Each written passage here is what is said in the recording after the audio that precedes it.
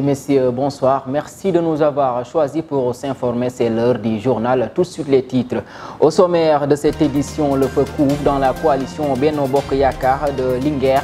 Sur les 19 maires que compte le département, les 14 se sont réunis pour dénoncer la marche de la mouvance présidentielle ce week-end. Et puis ce lundi 6 juin est célébrée la Pentecôte, une fête qui célèbre la venue de l'Esprit Saint sur les apôtres. Vous aurez l'historique de cette journée dans ce journal. En titre de reportage du jour, nous parlerons de la dot qui est une vieille tradition devenue excessive dans les mariages d'aujourd'hui. Vous y aurez la réaction des citoyens dans le reportage de Oumou Kalsoum Diallo. L'actualité internationale et la page sportive mettront fin à cette édition. Tout de suite le développement. Mesdames et messieurs, bonsoir. Pour démarrer, le feu couvre dans la coalition Benno Bokk Yakaar de Linguère. En effet, l'association des maires risque de se fissurer au lendemain des investitures pour les législatives du 31 juillet prochain. Sur les 19 maires que compte le département, les 14 se sont retrouvés ce week-end dans un hôtel de la place à Dara pour dénoncer la marche de la mouvance présidentielle. Ces édiles sollicitent une audience avec le président de la République afin de lui faire part de leurs préoccupations. Comme je vous le disais dans les titres, ce lundi 6 juin est célébrée la Pentecôte, une fête qui célèbre la venue de l'Esprit Saint sur les apôtres le 50e jour après Pâques. Retour sur l'historique de cette journée avec Amine Yasmine. À l'origine, le dimanche de Pentecôte célèbre un épisode religieux essentiel pour les chrétiens. Selon la Bible, cette semaine après Pâques et une dizaine de jours après l'Assomption, les apôtres de Jésus étaient réunis dans un lieu nommé Cénacle. Cet endroit élevé de Jérusalem, dont le nom passera dans le langage commun, était déjà le théâtre de la scène dernier repas du Christ. Tout à coup, il vit du ciel un bruit comme celui d'un vent impétueux et il remplit toute la maison où il était assis. La Pentecôte est donc la célébration de l'arrivée du Saint-Esprit pour les chrétiens. Il s'agit du troisième élément de la Trinité avec le Père, Dieu, le Fils, Jésus. Cette entité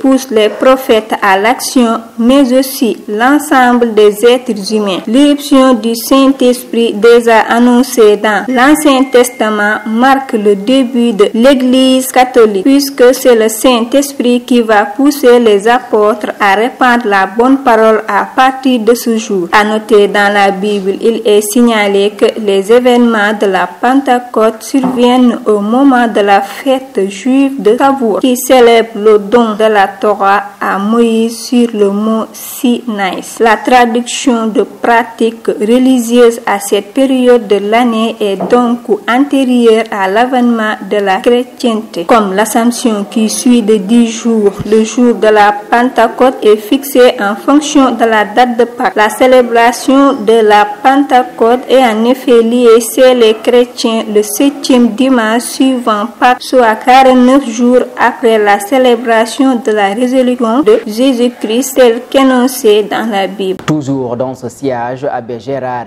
Diène attire l'attention des fidèles catholiques. Les réseaux sociaux déshumanisent, c'est en substance ce qu'il a dit aux fidèles ce dimanche lors de la messe du matin. Le religieux a attiré l'attention des fidèles catholiques sur les dérives néfastes des réseaux sociaux. Il ne voudrait nullement que les réseaux sociaux détruisent les liens sacrés qui fondent la vie familiale et sociétale. Et puis, le prix du supercarburant a connu une hausse en passant de 775 francs à 890 francs le litre.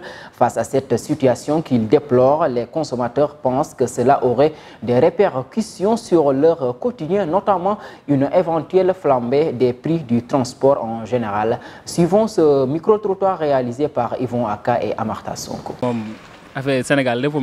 Tout est dur au Sénégal. La vie est chère. D'abord, nous avons connu l'augmentation des prix de denrées de première nécessité et maintenant c'est le carburant. L'État doit penser à ceux qui sont modestes. Nous, on n'est pas véhiculés. Nous ne sommes pas véhiculés. Alors, nous prenons les transports en commun. Donc, les prix vont se multiplier. Mieux vaut que l'État régularise cette situation. Mais également, nous avons une terre riche en ressources énergétiques. Il doit voir comment mettre en œuvre l'exploitation afin que nous, jeunes, nous soyons formés et préparés à cela.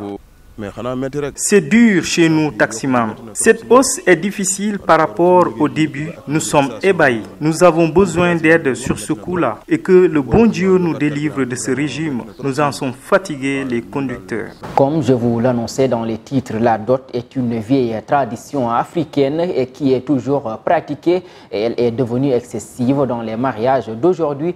Interrogé sur cette nouvelle tendance, bon nombre de Sénégalais soutiennent que c'est devenu une question de matérialisme et non d'amour. Reportage Oumou Kalsoum Diallo, Mariam Faye et Ablaï Diba. L'envie de se faire voir ou l'intérêt de se marier avec un Richard, en tout cas la dot excessive est très remarquée par les Sénégalais. Alpha Ndiaye nous en parle.